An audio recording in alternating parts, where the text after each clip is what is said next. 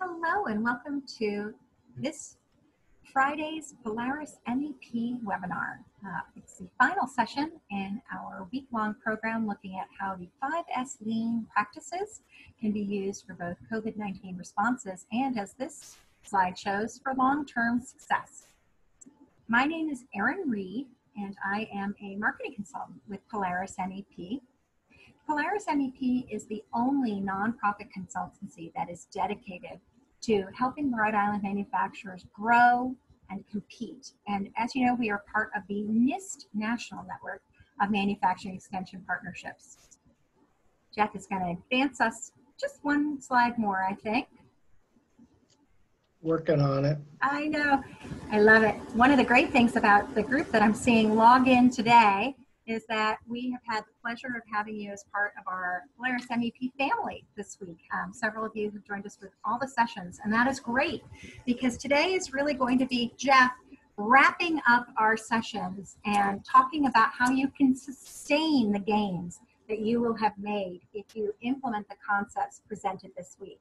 Those that related to sort, to set in order, to shine, and to standardize. So for the first 30 minutes today, Jeff is going to provide our insights and resources about sustaining this never-ending lean journey.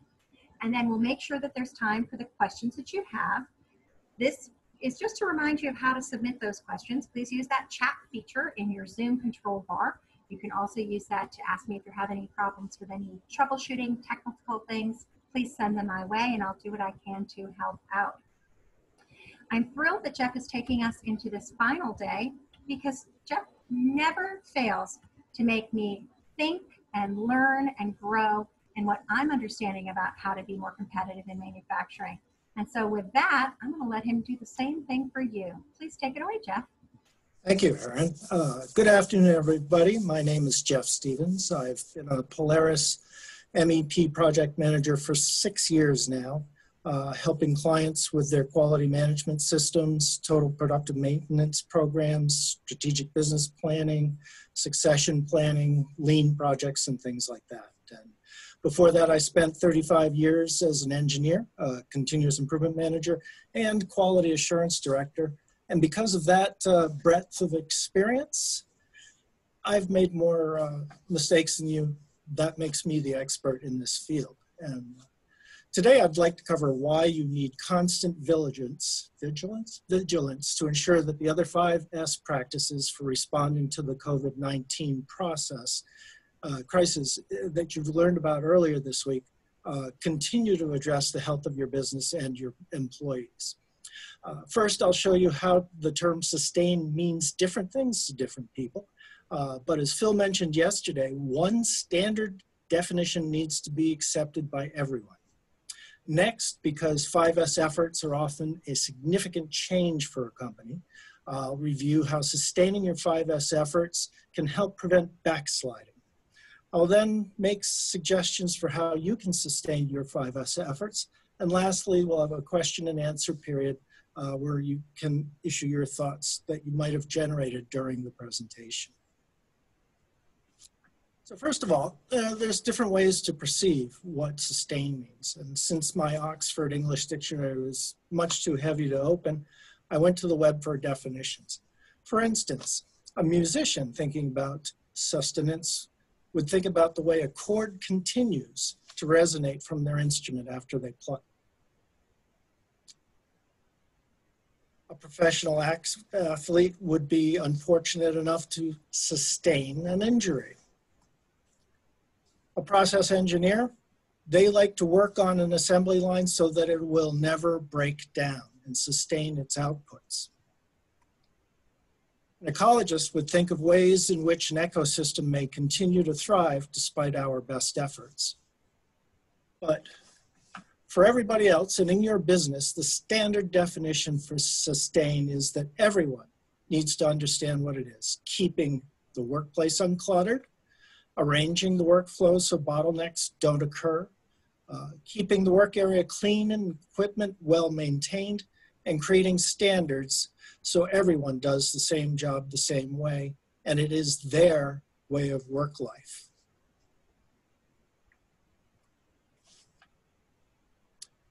The second law of thermodynamics states that the entropy of the universe is ever increasing.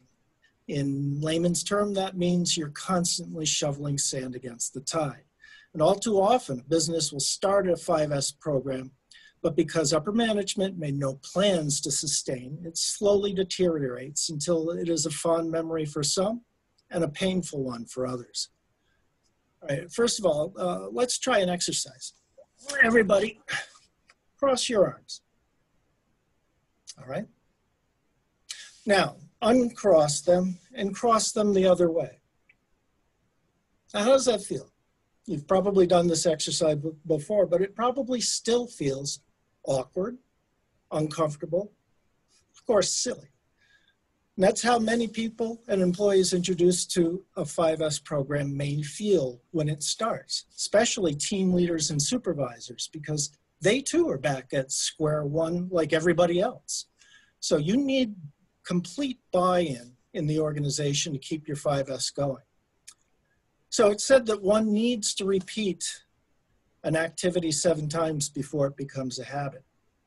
In that respect, too bad 5S isn't as addictive as nicotine. But the key to a successful 5S effort is when employees are doing the right things right. They're putting tools and equipment away. They're arranging their process it is laid out. They're keeping their work areas clean per after pictures that they took while shining, and following work instructions, standard work instructions, consistently. And they do this all without a supervisor constantly prodding them. And that's because they were trained and coached well by their supervisors, and because their fellow employees will call them out if they notice that you left something missing, out of place, dirty, or done incorrectly. This is where 5S can help keep the workplace healthy during COVID-19 crises. Everyone will want to make sure that their efforts are successful. Everyone will understand why screening at the entrance will keep the virus vectors from contaminating the workplace. They will gladly keep their equipment, rest areas, offices, and work area clean and sanitized. And they will have their face masks on and covering the appropriate orifices all of the time. And they will not be crowding at the time clock or other bottlenecks. Oh yeah, one other thing. Have you uncrossed your arms yet? Yeah. If you have, why? I didn't tell you to. Now you see why sustain is important, because people constantly, unless the vigilance is maintained, will slide backwards. It's unavoidable. So that's why it's important to work on sustaining. Now, making 5S and COVID-19 protection part of the everyday way of doing your work will take work in itself. Your HR department or your supervisors need to think in terms of putting 5S or possibly COVID-19 work into people's job descriptions, because at the time performance reviews are done, that could be a component of your feedback to your employees. Work instructions or travelers could have a first step in them, written into them, saying, make sure your workplace is clean. And even better, a last step saying, make sure your workplace is clean. Supervisors and the financial people and all have to build in, say, 10 minutes at the end of every shift so that the cleaning can be done and there'd be no excuses for the next shift coming in and finding the workplace cluttered and dirty. Though I did say ideally employees do the right thing right without the supervisor watching over them, I wasn't telling the whole truth. Create a system for regular 5S audits in the work area. Employees would make daily checks for clutter, order, cleanliness, and they would be using a standardized checklist that at least initially would include wearing face masks, 6-foot spacing, availability of hand sanitizers. You would best make this a progressive audit. And when I say that, you have your employees do the auditing daily. You have the supervisor auditing the same things each week. Then a department manager would audit once a month, and ideally your top management would audit every quarter. And that way everybody is on their toes, and that goes in both directions. If your company has a newsletter, make sure that there's a 5S feature in each issue. Take a bunch of before pictures and have them available for after, comparing with after. Spotlight an employee who did an effort over and above the standard. Have articles about how employees now are doing 5S at home. Now, if you don't have a newsletter, put up a corkboard, put it up by the time clock, give it a title, Continuous Improvement or 5S, and put pictures and stories on it. Make 5S an agenda item for your team meetings on the floor, your staff meetings in the boardroom. It needs to be there in front of everybody. A good thing about top management participating in progressive audits is that they can find employees doing the right things right and give them a good word, pat on the back, cup of coffee, have their picture taken with their arm around them for the corkboard or the newsletter.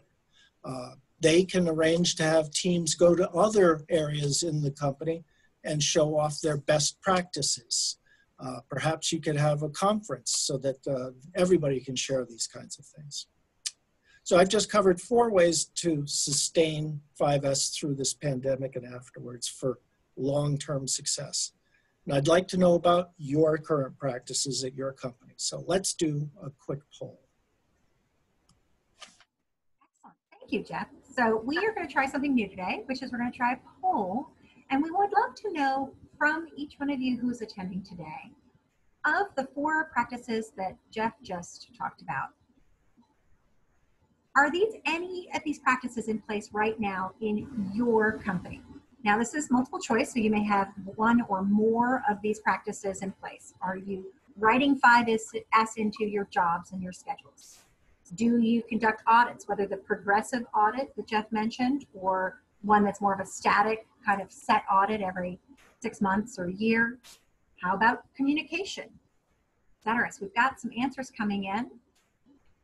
So far, we're seeing, Jeff, some writing in to jobs and schedules.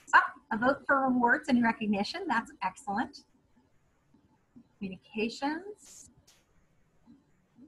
Wonderful. What I'm thrilled to see is that nobody has said NA. So at all of your companies, you're doing at least one of these practices. But by far, Jeff, communication is the right and away leader in terms of practices that are being done right now. So I'm going to share the practices right now so that you guys can see kind of how that went along. Communication was the leader. And then behind that, we had a couple of votes each for the other techniques. All right. Now we're going to talk about a different poll if we can. We'd like you to look forward and tell us, based on what Jeff just went through and now what you've learned about sustaining, which of these practices would you most like to see put into place or perhaps even amped up at your organization? So this is a single choice. I'd love to know which one of the 4 ways that Jeff just reviewed you think you would love to see become kind of a stronger focus, or perhaps even introduced if it's not being done right now at your workplace.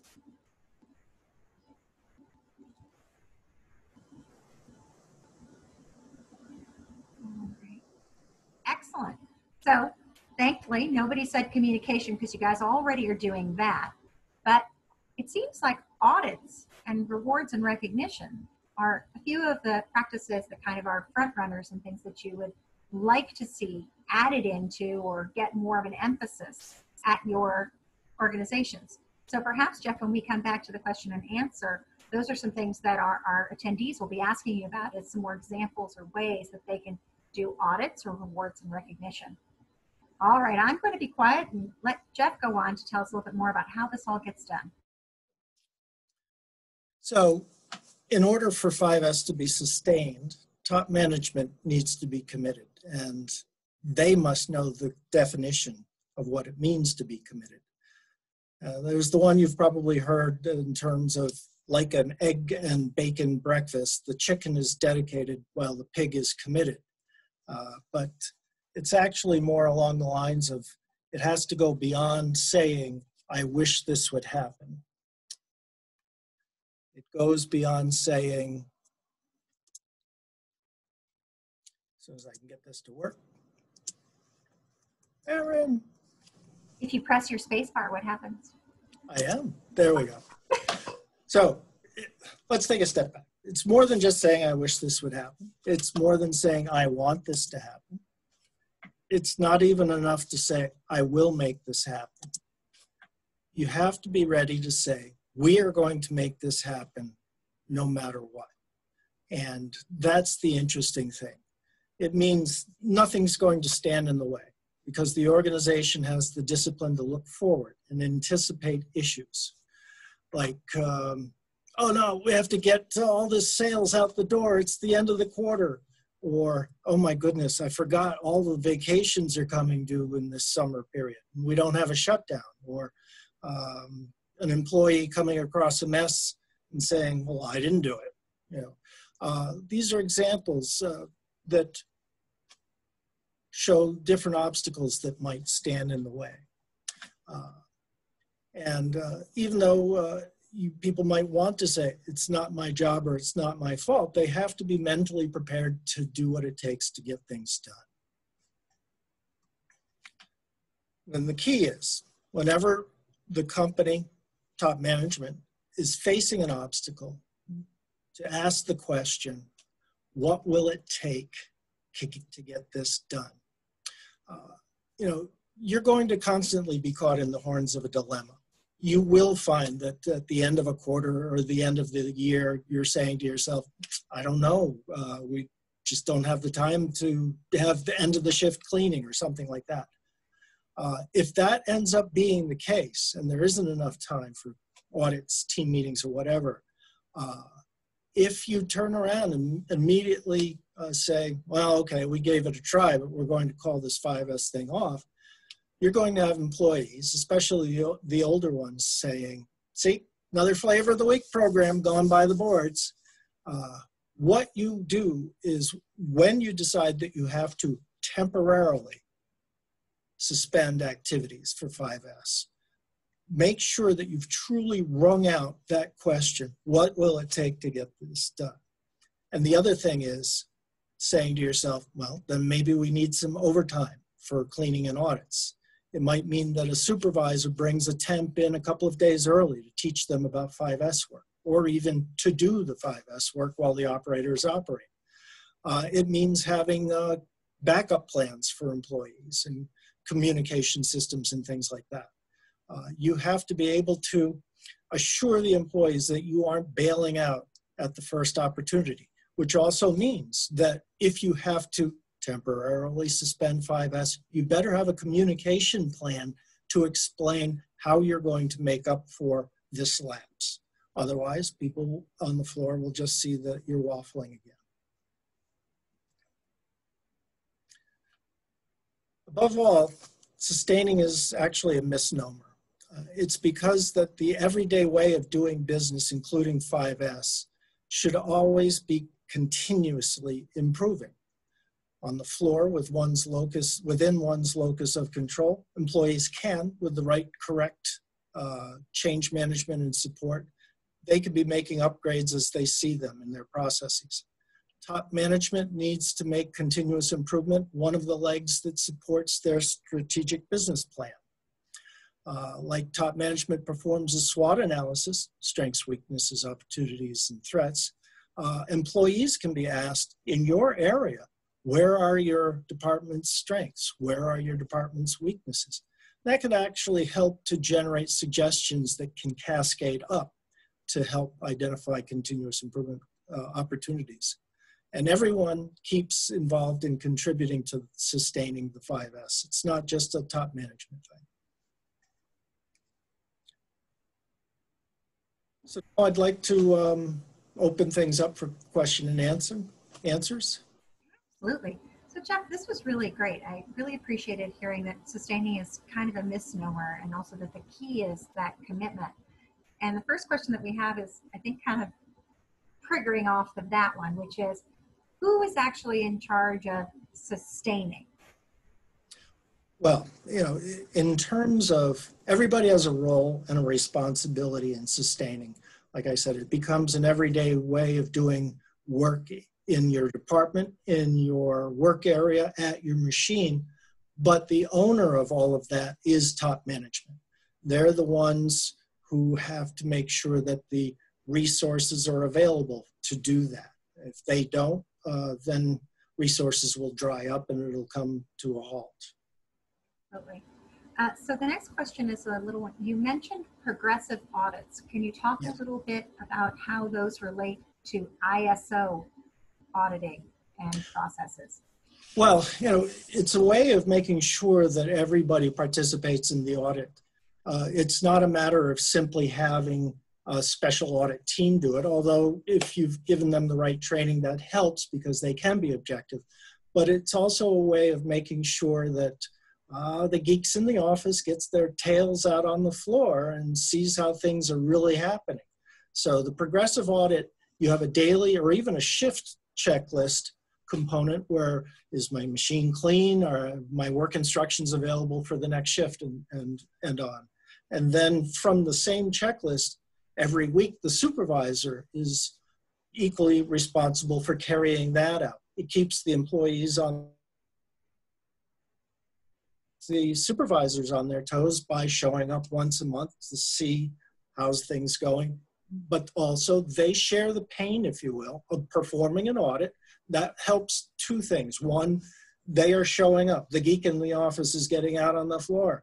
He actually is talking the right language. He's looking for the right things. He must know what's going on, or she. And then, of course, when you get top management out, it's a matter that people can feel gratified that they've kept the place so clean and orderly that they don't have to spiffy up just for some corporate seagull coming by. Seagulls, they're the ones who come in, eat lunch, crap all over everything, and then fly off. So that's the nice thing about getting everybody involved. As always, Jeff, you managed to educate me with a good laugh on that one. All right.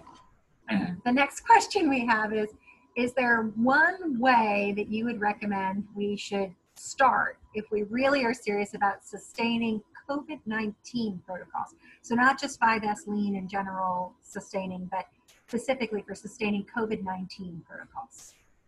Well, I think it's a matter of the area in which you need to start, are where you've got bottlenecks, where people are by rights forced to be closer together than they ought to be. That might be break rooms, restrooms at the time clock, so that you want to have, as Phil probably mentioned, standardized cleaning and sanitization practices right there. But also you would have people auditing to make sure that the right sanitizers are in the right locations. But from what I understand, you start there because for the most part, people at a CNC lathe or something like that, they own that piece of equipment. If it's an assembly line, people come in and they will congregate in those rest places first, so you might as well start there. And then it becomes a habit of, well, let's see, I had to keep far enough apart, you know, while we were having our breaks. That should extend to the work area as well. So I think that's a good place to start. It's also that everybody owns those areas. It's not a department. So all of the people would feel responsibility for helping make sure that it's carried out. I'm reminded the wonderful folks at National Marker joined us for a previous webinar, and they talked about how they had put in all these things, but they had forgotten that as weather got warm, people went out to picnic tables, and those were kind of a Wild West. Everybody owned those areas, so nobody owned it. But kind of to your sustaining plan, they had one team that was totally from leadership. They were responsible for making things happen. They quickly looked out at the picnic areas, helped everybody do the distancing out there. So it was everybody's role, but leadership took that commitment to the next level. At Lead on Webbing, the first thing John Mulready did was bring in a company that fogged their lunchroom with some form of cleanser sanitizer that would last up to 3 months, because he knew that's where the people are going to, you know, meet the virus vectors often than not, than out on the floor. Excellent, thank you. All right, the next question we have is, could you give me an example of how we could keep spirits high for sustaining? Well, yes, in terms of, again, catching people doing the right things right. When I assume most of our attendees have kids, and when the kids were around 6 months of 1 year old, they tried walking and the kid started walking and fell on its butt. You didn't hear the parents going, you blew it. You're never going to walk. I'm giving up on you. It's a matter of, you have to constantly be encouraging. You have to be out there. You have to support. You have to guide. You have to show you're there to be with your arms open, coaching people along. And so the recognition part, catching people doing things right, it goes a long way. Even saying, wow, when the top management is doing part of their progressive audit, that gives them the ability to say, hey, you should go to that other area. They've got a wonderful way of keeping their equipment clean, so that the top managers can end up being the bees between the flowers. And people really get off on that. Excellent. So question is, all right, how do you get workers motivated to make suggestions if their cultural heritage does not promote speaking up? Well, that goes back to the SWOT. Suggestion systems per se can be a trap. I've engaged in them and I've found myself trapped after, say, 2 years. It's like, well, we can only give away so many dinners and coffees, and people are starting to give the same suggestion, hoping they get another cup of coffee or $1 or whatever. So my sense is, like top management doing the SWOT analysis, is putting it in terms of, guys out on the floor, it's our annual strategic business planning time, and we have to budget these things and we have to allocate resources for the next year. So I'm interested to know, what during the course of your doing business, what weaknesses do you see and what strengths do you see that we can build on? It takes the word suggestion out of it, and also it makes it so everybody's contributing, rather than potentially competing, as sometimes suggestion systems can occur. Because again, you get to say we're brainstorming, no idea is a bad idea, get it up there, and then somebody else thinks of an equally good idea, those kinds of things. So I would recommend doing it that way.